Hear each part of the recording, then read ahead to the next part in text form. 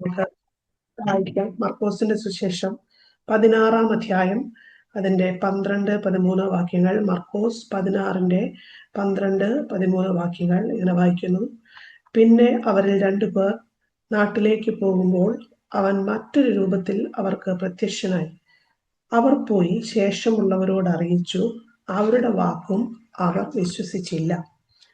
ഇതേ വേദഭാഗം ലൂക്കോസിന്റെ സുവിശേഷം 24-ാം അധ്യായം അതിന്റെ 13 മുതൽ താഴോട്ട് വായിക്കുമ്പോഴും നമുക്ക് കാണാൻ സാധിക്കുന്നുണ്ട്. ലൂക്കോസിന്റെ സുവിശേഷം 24-ന്റെ 13 മുതൽ താഴോട്ട് നമുക്ക് വായിക്കാൻ സാധിക്കുന്നുണ്ട്. അവിടെ അത് വ്യക്തമായിട്ട് എഴുതിയിട്ടുണ്ട് അത് ആരൊക്കെയാണ് ആ 2 വ്യക്തികളെന്ന്. ഒരു വ്യക്തിയുടെ പേര് അവിടെ പരാമർശിച്ചിട്ടുള്ളൂ, പക്ഷെ അത് ആരൊക്കെയാണെന്നും എന്തായിരുന്നു അവിടെ സംഭവിച്ചതെന്നും വ്യക്തമായിട്ട്. അപ്പം വേദപുസ്തകത്തിൽ ഈ ഒരു കാര്യം മറ്റെവിടെയും പരാമർശിക്കപ്പെടുന്നതായിട്ട് കാണുന്നില്ല.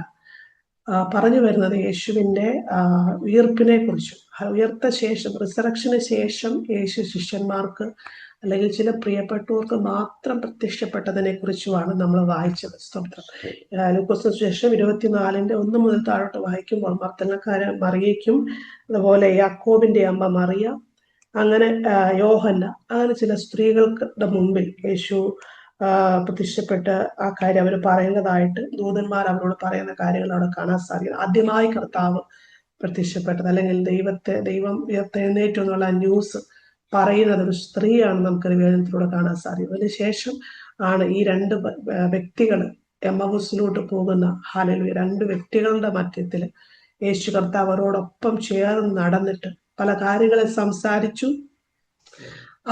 അവര് തമ്മിൽ തർക്കിച്ചോണ്ടാ പോകുന്നത്. അവരുടെ ഇടയ്ക്കൊരു തർക്കമാണ്. സ്തോത്രം. അവര് കഴിഞ്ഞ ദിവസം നടന്ന വലിയൊരു സംഭവത്തെ കുറിച്ച്, ആ ക്രൂസിഫിക്കേഷനെ കുറിച്ചും എല്ലാം പല കാര്യങ്ങൾ അവർ സംസാരിക്കുകയാണ്. അപ്പൊ കർത്താവ് ഒന്നും അറിയാത്ത പോലെ എന്താ പറയാ, അവർക്ക് മനസ്സിലാകാത്ത രീതിയിൽ അവിടെ എഴുതിയിരിക്കുന്ന അവരെ കണ്ണിനെ നിരോധിച്ചിരുന്നു എന്ന്. യേശുവിനെ അറിയാതെ വണ്ണം, അല്ലെങ്കിൽ യേശുവാണ് ദൈവമുള്ള ദൈവത്തിന്റെ പുത്രനായ യേശുവാണ് ഞങ്ങളുടെ കൂടെ ജോയിൻ ചെയ്തതെന്ന് അവർക്ക് മനസ്സിലാക്കാത്ത രീതിയിൽ അവരുടെ കണ്ണിനെ ദൈവം നിരോധിച്ചു. അങ്ങനെ അവരോടൊപ്പം ചേർന്ന് സംസാരിച്ചു പോകുന്ന യേശു. എന്നാൽ പല കാര്യങ്ങൾ അവരോട് സംസാരിച്ചു. തിരുവചനം എടുത്ത് പഴയ നിയമ പ്രവാചകന്മാരുടെ എല്ലാം കാര്യങ്ങൾ എടുത്ത് താൻ ദൈവമെന്നും ഹല്ലേലൂയ സംഭവിക്കാനുള്ള കാര്യങ്ങൾ സംഭവിച്ചിട്ടുണ്ട് എന്ന് വ്യക്തമാക്കി യേശു അവർക്ക് മനസ്സിലാക്കി കൊടുത്തതിന് ശേഷം അപ്പം എടുത്ത് നുറുക്കുന്ന ഒരു സമയത്താണ് ശിഷ്യന്മാരെ കണ്ണ് തുറന്നത്. അതുവരെയും അവർക്ക് മനസ്സിലായില്ല തങ്ങളോട് കൂടെയുള്ളത് യേശുവാണെന്ന്. ഞാൻ ഈ പകൽക്കാലം പറയാൻ ആഗ്രഹിക്കുന്ന ഒരൊറ്റ ചെറിയ ചിന്തയാണ് മക്കളെ. സ്തോത്രം. പലപ്പോഴും നമുക്ക് ചിന്തിച്ചു നോക്കാം, കർത്താവിന്റെ ജനന സമയത്തും അല്ലെങ്കിൽ മരണ സമയത്തും അല്ലെങ്കിൽ ഉയർപ്പിന് ശേഷവും, ജനന സമയത്തും ഉയർപ്പിന് ശേഷവും താൻ വീണ്ടും ഉയർത്തെഴുന്നേറ്റതിന് ശേഷവും താൻ ഒരു വലിയ മാസിന്റെ മുമ്പിലല്ല പ്രത്യക്ഷപ്പെട്ടത്, അല്ലെങ്കിൽ ഒരു വലിയ കൂട്ടത്തിന് മുമ്പിലല്ല. തന്നെ ക്രൂസിഫൈ ചെയ്യാൻ നിർദ്ദേശം കൊടുത്ത ഒഫീഷ്യൽസിന്റെയോ അല്ലെങ്കിൽ റോമൻ പടയാളികളുടെയോ അല്ലെങ്കിൽ അവരുടെ ആരുടെ മുമ്പിൽ യേശു കർത്താവ് പ്രത്യക്ഷനായിട്ട് നാം കാണുന്നില്ല. ജൂയിഷ് ലീഡേഴ്സിന്റെയോ അല്ലെങ്കിൽ കയ്യഫാവിന്റെയോ സീസറിന്റെയോ ആരുടെ മുമ്പിൽ കർത്താവ് പോയിട്ട് പ്രത്യക്ഷനാകുന്നില്ല. സ്തോത്രം. ചോദ്യചിഹ്നമായിട്ട് അല്ലെങ്കിൽ യേശുവിന്റെ ഐഡന്റിറ്റിയെ ചോദ്യം ചെയ്ത വലിയൊരു സമൂഹത്തിന്റെ മുമ്പിൽ കർത്താവ് പ്രത്യക്ഷനാകുന്നില്ല. മറിച്ച് സ്തോത്രം, യേശുവിനെ ഫോളോ ചെയ്ത, തന്നോടൊപ്പം നിന്ന, തന്നെ മനസ്സിലാക്കിയ, തന്റെ അത്ഭുത പ്രവർത്തികളെ കണ്ട് അനുഭവിച്ച തന്റെ ഫോളോവേഴ്സിന് മുമ്പിൽ മാത്രം, ഏതാനും സർട്ടൈൻ ആളുകളുടെ മുമ്പിൽ മാത്രം യേശു കർത്താവ് പ്രത്യക്ഷനായി. എന്തുകൊണ്ടാണ്? ഹല്ലേലൂയ. സ്തോത്രം. ഞാനിങ്ങനെ അത് വായിച്ചപ്പോൾ ഒത്തിരി ചിന്തിക്കാനിടയായി. സ്തോത്രം. അതുപോലെ യേശുവിന്റെ ജനനവും അതുപോലെ തന്നെയായിരുന്നു. സ്തോത്രം. ലോകം മുഴുവൻ അറിയിച്ചിട്ടുള്ള ഒരു ജനനമായിരുന്നില്ല. പ്രവാചകന്മാരിലൂടെ താൻ പറയുന്നുണ്ടായിരുന്നു. എന്നാൽ പോലും അത് ആർക്കും മനസ്സിലായിരുന്നില്ല. യേശു ജനിച്ചപ്പോൾ പോലും അത് മനസ്സിലാക്കിയവർ വളരെ ചുരുക്കമായിരുന്നു. സ്തോത്രം. അതിനെ അക്സെപ്റ്റ് ചെയ്തവർ വളരെ ചുരുക്കമായിരുന്നു. ദൈവത്തിന്റെ പുത്രനാണെന്ന് അത് മനസ്സിലാക്കിയവർ. ഹല്ലേലൂയ. പിന്നീട് താൻ ശിഷ്യന്മാരുടെ കൂടെ നടന്നപ്പോഴും യേശു ദൈവപുത്രനാണ് എന്ന് മനസ്സിലാക്കിയവരും, ദൈവത്തിന്റെ മിഷനായിട്ട് വന്ന അല്ലെങ്കിൽ വാഗ്ദത്ത നിവൃത്തിയായ മിശിഹയാണ് തങ്ങളോടൊപ്പമുള്ളതെന്ന് മനസ്സിലാക്കിയത് വളരെ ചുരുക്കം പേരാണ്. പ്രീസലാണ്. അതെന്തുകൊണ്ടാ? ഹല്ലേലൂയ. ബിക്കോസ് കർത്താവ് എനിക്ക് തന്ന ഒരു വെളിപ്പാടാണ് ഞാൻ പറയുന്നത്. സ്തോത്രം. ഹല്ലേലൂയ. കർത്താവ് ഇങ്ങനെയുള്ള കാര്യങ്ങൾ, കർത്താവ് പറഞ്ഞൊരു കാര്യമുണ്ട്, എൻ്റെ രാജ്യം ഐഹികമല്ല. സ്തോത്രം. ഹാലേലൂയ. എൻ്റെ രാജ്യം സ്പിരിച്വലാ. സ്തോത്രം. ഹാലേലൂയ. എൻ്റെ രാജ്യം സ്പിരിച്വലാ. അപ്പൊ ദൈവത്തിന്റെ പ്രവർത്തികളെല്ലാം അതിനെ സറൗണ്ട് ചെയ്തിട്ടാണ് നിൽക്കുന്നത്.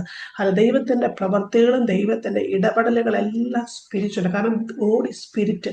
ദൈവം ആത്മാവാകുന്നത് കൊണ്ട് കർത്താവിന്റെ പ്രവർത്തികളെല്ലാം ആത്മലോകവുമായിട്ട് ബന്ധപ്പെട്ട് കിടക്കുക. അതിന് ഫിസിക്കൽ റിലവുമായിട്ട് അല്ലെങ്കിൽ ഫിസിക്കൽ വേൾഡുമായിട്ട് ബന്ധപ്പെട്ട് നിൽക്കുന്നവർക്ക് വെളിപ്പെടുത്തി കൊടുക്കുന്നതല്ല ദൈവത്തിന്റെ പ്രവർത്തികൾ. ദൈവത്തിന്റെ പ്രവർത്തികളും ദൈവത്തിന്റെ ഇടപെടലുകളും തന്നോട് ചേർന്ന് നിൽക്കുന്ന ആത്മ മനുഷ്യനുമായി കണക്ട് ആവുന്നവർക്ക് വേണ്ടി മാത്രം ദൈവം വെളിപ്പെടുത്തുന്നതാണ്. Praise the Lord. ഹല്ലേലൂയ. എമ്മബസിലോട്ട് പോകുന്ന ശിഷ്യന്മാർ അവർ ജഡീകമായ രീതിയിൽ തർക്കിച്ചും ഒരുപക്ഷെ അവരുടെ മനസ്സിൽ ഒരുപാട് സംശയങ്ങളും കാര്യങ്ങളൊക്കെ വെളിപ്പെട്ട് വന്നിരിക്കും. കാരണം സ്തോത്ര ആ നിമിഷം നോക്കിക്കവിടെ വചനം അങ്ങനെ എഴുതി വെച്ചിരിക്കുന്ന കർത്താവ് അവിടെ വചനം എഴുതി വെച്ചത് അവരെ കണ്ണിന് ദൈവം നിരോധിച്ചു. ഹല്ലേലൂയ. പലരുടെയും കണ്ണുകളെ ഈ പകൽക്കാലം അവർക്ക് ദൈവത്തെ അക്സെപ്റ്റ് ചെയ്യാതിരിക്കാൻ കഴിയുന്നതിന്റെ കാരണം സ്തോത്രം ദൈവം നിരോധിച്ചിരിക്കുന്ന കണ്ണുകളുണ്ട്. സ്തോത്രം. ദൈവം നിരോധിച്ചിരിക്കുന്ന ദൈവത്തെ അറിയാൻ കഴിയാതെ വണ്ണം നിരോധിക്കപ്പെട്ട കണ്ണുകളുണ്ട്. സ്തോത്രം. പക്ഷേ നോക്കിക്കേ, അല്പനിമിഷങ്ങൾക്ക് ശേഷം അവരുടെ കണ്ണുകളെ കർത്താവ് തുറന്നപ്പോൾ അവർ യഥാർത്ഥമായിട്ട് യേശുവായിരുന്നു തങ്ങളുടെ കൂടെയുള്ളതെന്ന് അവർക്ക് മനസ്സിലാക്കാൻ സാധിച്ചപ്പോൾ ഒരു കാര്യം വ്യക്തമാണ്. നമ്മുടെ പ്രിയപ്പെട്ടവരുടെ പലരെയും കണ്ണുകളെ തുറക്കുന്നില്ലെങ്കിൽ സ്തോത്രം ദൈവത്തോട് നാം പ്രാർത്ഥിക്കുന്നുവെങ്കിൽ അവരുടെ അകക്കണ്ണുകളെ തുറക്കാൻ കഴിവുള്ള ഒരു ദൈവം നമ്മുടെ മധ്യേ ഉണ്ടെന്ന് നമ്മൾ വിശ്വസിക്കുക. നമ്മൾ പറഞ്ഞിട്ടും എടുത്തിട്ടും നമ്മൾ എത്ര സംസാരിച്ചിട്ടും ചിലരുടെയൊക്കെ കണ്ണുകൾ നിരോധിക്കപ്പെട്ടിരിക്കുക. സത്യങ്ങളെ കാണാതെ വണ്ണം ട്രൂത്തിനെ അക്സെപ്റ്റ് ചെയ്യാൻ കഴിയാതെ വണ്ണം കണ്ണുകൾ നിരോധിക്കപ്പെട്ട കണ്ണുകൾ പക്ഷെ നമ്മുടെയൊക്കെ ഭവനങ്ങളിലുണ്ടാകും, നമ്മുടെ ചുറ്റുപാടുകളിലുണ്ടാകും. സ്തോത്രം. എന്നാൽ നാം പ്രാർത്ഥിക്കാൻ തുടങ്ങുന്നുവെങ്കിൽ വിശ്വസിച്ച് ഈ വചനത്തെ പ്രതി ഞാൻ പറയുക, സ്തോത്രം ആത്മാവിൽ വിളിച്ചു പറയുക, ചില കണ്ണുകളെ കർത്താവ് തുറക്കുന്ന സമയങ്ങളുണ്ട്. ചില ഹൃദയങ്ങളെ കർത്താവ് തുറക്കുന്ന സമയങ്ങളുണ്ട്. സ്തോത്രം. കർത്താവിന്റെ ആത്മാവ് പറയുന്നത് യെശയ്യാ പ്രവചനം പറയുന്നുണ്ട്, നീ വെള്ളത്തിൽ കൂടെ നടക്കുമ്പോഴും നീ തീയിൽ കൂടെ നടക്കുമ്പോഴും സ്തോത്രം പെരുവെള്ളത്തിൻ മധ്യേ നീ പോകുമ്പോഴും സ്തോത്രം ഞാൻ നിന്നോട് കൂടെയുണ്ട്. സ്തോത്രം. നമ്മൾ എത്ര പേർ അത് വിശ്വസിക്കുന്നുണ്ട്? ഹല്ലേലൂയ.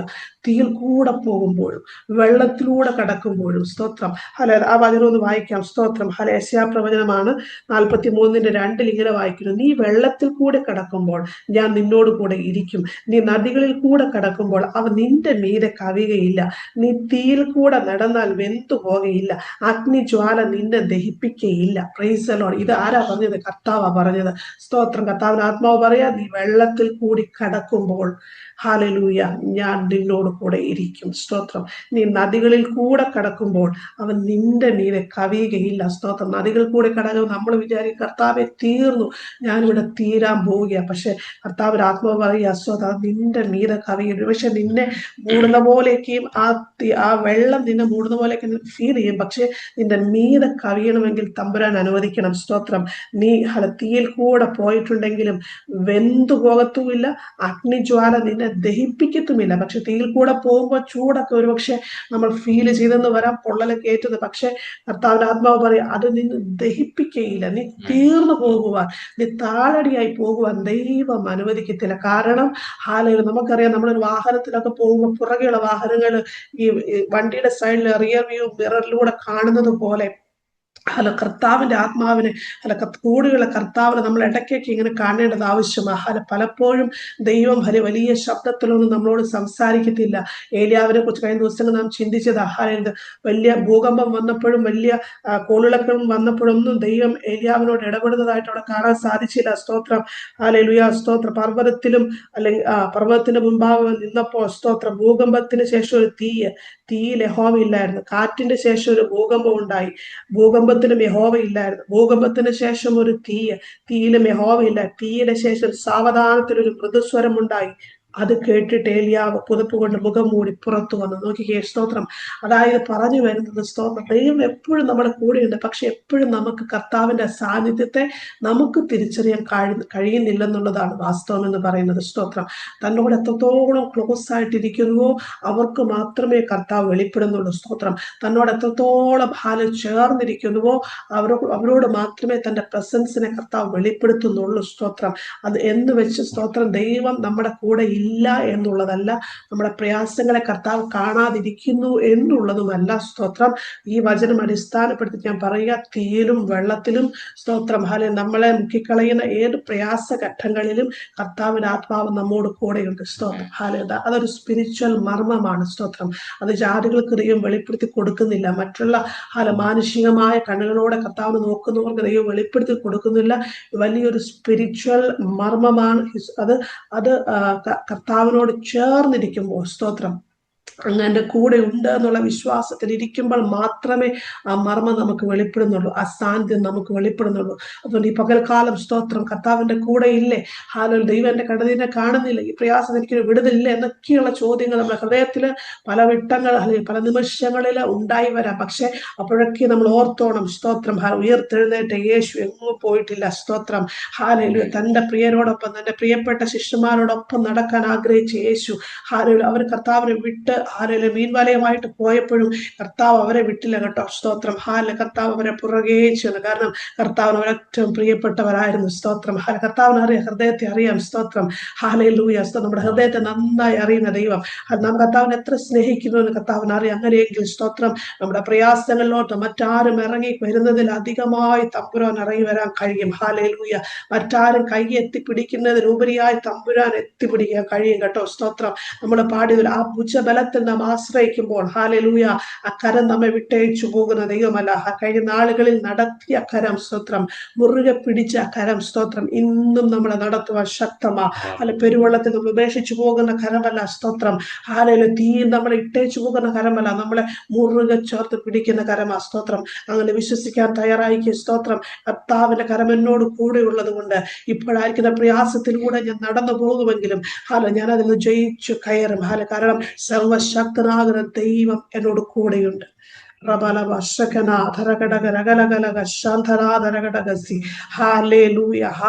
ഞാൻ വെന്തു പോകത്തില്ല. സ്തോത്രം. കാരണം ദൈവം എന്റെ കരത്തിൽ പിടിച്ചിട്ടുണ്ടെങ്കിൽ, സ്തോത്രം, ആ തീച്ചൂല എന്നെ മൂടുകയില്ല. സ്തോത്രം. ആ പെരുവെള്ളം എന്റെ തലയുടെ മീതെ കവിയത്തില്ല. സ്തോത്രം. ആ സാന്നിധ്യത്തിൽ ഞാൻ ഇരിക്കും. സ്തോത്രം.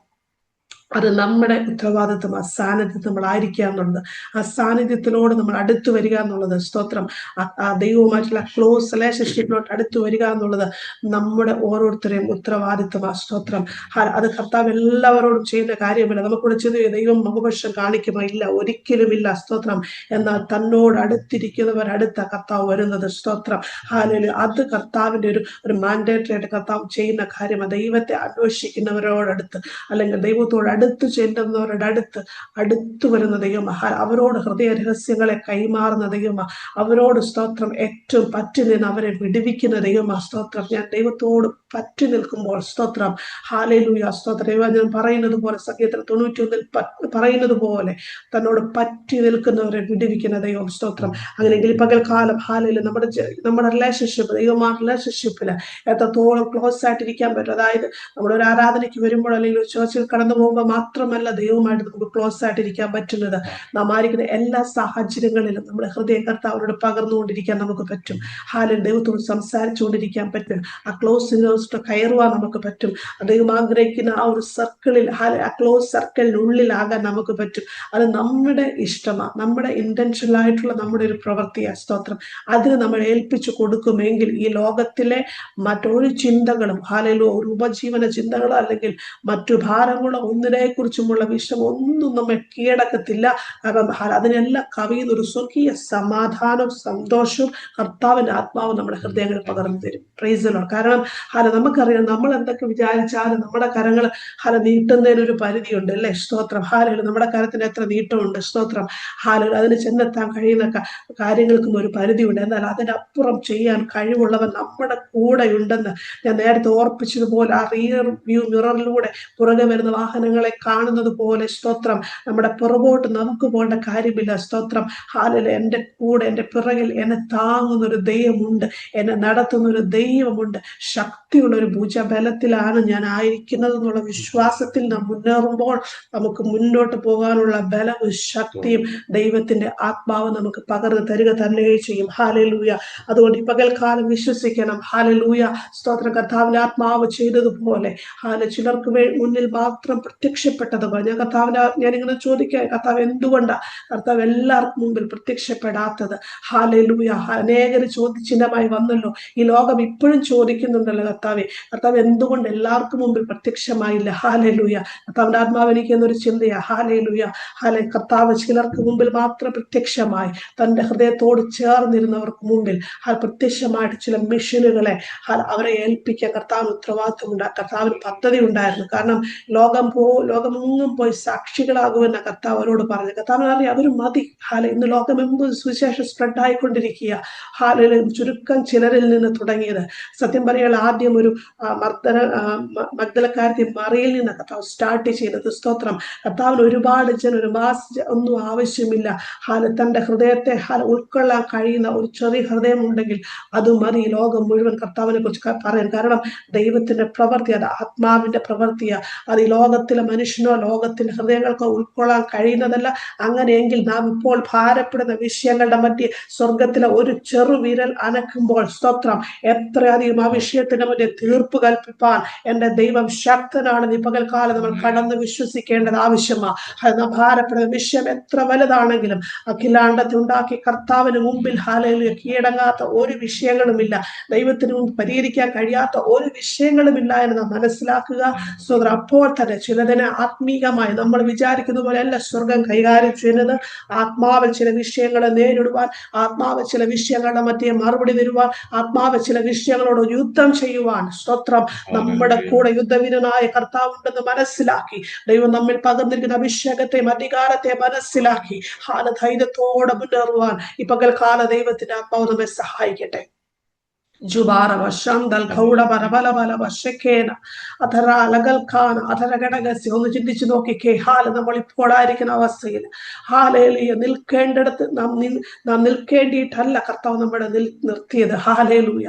പലപ്പോഴും പുറംപടമ്പിൽ കിടന്ന പാത്രങ്ങളെ പോലെ, കൽപാത്രങ്ങളെ പോലെ എവിടേക്കോ കിടന്ന നമ്മളെ, സ്തോത്രം, ചേറ്റിന്റെ കുഴിയിൽ കിടന്ന നമ്മളെ കർത്താവ് അവിടുന്ന് ഒരു ചെടി പറിച്ചു നടുന്നത് പോലെ കർത്താവ് പലരെയും പറിച്ചു നട്ടതുകൊണ്ട് കർത്താവിന് നമ്മൾ ആയിരിക്കുന്നത്. അങ്ങനെയെങ്കിൽ ഇനിയും ചില പറിച്ചു നടൽ കൂടി സ്വർഗത്തിലെ കരത്തിന് ചെയ്യുവാനുണ്ട്. ആ കരത്തിന്റെ പ്രവർത്തികൾ കർത്താവ് ലൈഫിൽ ചെയ്തുകൊണ്ടേയിരിക്കും. ഹല്ലേലൂയ.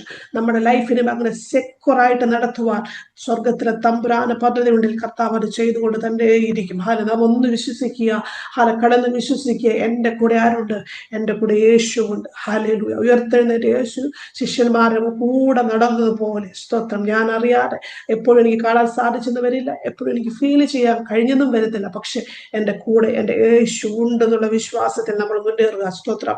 അങ്ങനെയാകുമ്പോൾ സ്തോത്രം ചെയ്ത് കടന്നു വരുന്ന എല്ലാ പ്രതിസന്ധികളുടെ മധ്യയിൽ നിന്നും നമുക്ക് വിടുതൽ തരുവാൻ കർത്താവ് നമ്മെ സഹായിക്കും. ഹല്ലേലൂയ. ആ ഒരു വിശ്വാസം, അഴമേറൊരു സമർപ്പണം പകൽക്കാലം നമ്മുടെ ഹൃദയത്തിൽ ഉണ്ടാകട്ടെ. സ്തോത്രം.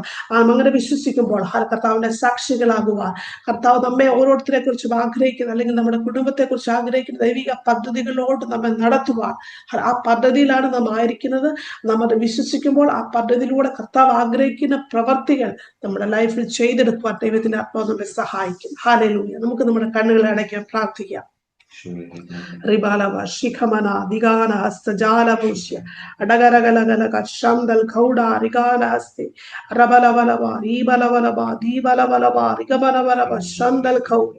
കർത്താവേ, സ്തോത്രം, സ്തോത്രം. ഞങ്ങൾ അങ്ങിൽ വിശ്വസിക്കുന്നപ്പ, ഞങ്ങളെ കേൾപ്പിച്ച നല്ല ആലോചനകൾക്കായി സ്തോത്രം ചെയ്യട്ടെ കർത്താവേ. ഹല്ലേലൂയ. ഞങ്ങളോട് ചേർന്ന് നടക്കുന്ന യേശുവിനെ ഈ പകൽക്കാലം ഞങ്ങൾ ഫീൽ ചെയ്യുന്ന കർത്താവേ, അങ്ങയുടെ സാന്നിധ്യം ഞങ്ങൾ അറിയുന്ന കർത്താവേ, സ്തോത്രം. ഞങ്ങളുടെ കരത്ത് പിടിച്ചിരിക്കുന്ന യേശുവിന്റെ സാന്നിധ്യം ഞങ്ങൾ അറിയുന്ന കർത്താവേ, ആത്മാവിൽ യുദ്ധം ചെയ്യേണ്ടടുത്ത് ആത്മാവ് യുദ്ധം ചെയ്യാൻ ഞങ്ങളെ സഹായിക്കണമേ. ഞങ്ങളുടെ ആത്മമനുഷ്യൻ ഒരുക്കപ്പെട്ട മനസ്സൊരുക്കത്തോടെ ഇരുപ്പാൻ ആത്മമനുഷ്യനെ സഹായിക്കണമേ. ഹല്ലേലൂയ. അതിനെ കെടുത്തുന്ന എല്ലാ ദുഷ്ടപ്രവൃത്തികളെയും ഞങ്ങൾ ശാസിച്ചകറ്റി പ്രാർത്ഥിക്കുന്ന കർത്താവേ, സ്തോത്രം. അങ്ങയുടെ ഇൻപശബ്ദത്തെ കേൾക്കുവാൻ ഞങ്ങളെ സഹായിക്കണമേ. അങ്ങയുടെ ഇടപെടലുകൾ അനുഭവിപ്പാൻ ഞങ്ങളെ സഹായിക്കണമേ കർത്താവേ. അങ്ങയുടെ ആലോചനകളെ കേൾക്കുവാൻ ഞങ്ങൾ ഇടയാക്കണേ കർത്താവേ, സ്തോത്രം. അതിനെതിരെ ഉയരുന്ന എല്ലാ നോയ്സിനെയും ഞങ്ങൾ ഈ പകൽക്കാലം യേശുവിൻ നാമത്തിൽ ക്യാൻസൽ ചെയ്ത് പ്രാർത്ഥിക്കുന്നു. പരിശുദ്ധന്റെ പ്രവർത്തികൾക്കായി ഞങ്ങളെ തന്നെ ഏൽപ്പിക്കുന്നു. ഞങ്ങളുടെ കുടുംബങ്ങളെ സമർപ്പിച്ചു പ്രാർത്ഥിക്കുന്നു. കർത്താവെ, ഇനിയും വലിയ ദൈവപ്രവർത്തികൾ ഞങ്ങളുടെ ഭവനങ്ങളിൽ, കുടുംബങ്ങൾ കർത്താവ് ചെയ്തെടുക്കണമേ. ചിലരുടെ കണ്ണുകളെ കർത്താവ് തുറക്കുന്നതിനായി സ്തോത്രം ചെയ്യുന്നു കർത്താവെ. ദൈവം ഒരുമിച്ച് കർത്താവെ, ആ ശിശുമാരോടൊപ്പം അപ്പം നുറുക്കിയതുപോലെയുള്ള ചില അപ്പം നുറുക്കലുകൾ കർത്താവെ ഞങ്ങളുടെ ഭവനത്തിനുള്ളിൽ സംഭവിക്കുന്നതിനായി സ്തോത്രം ചെയ്യുന്നു കർത്താവെ.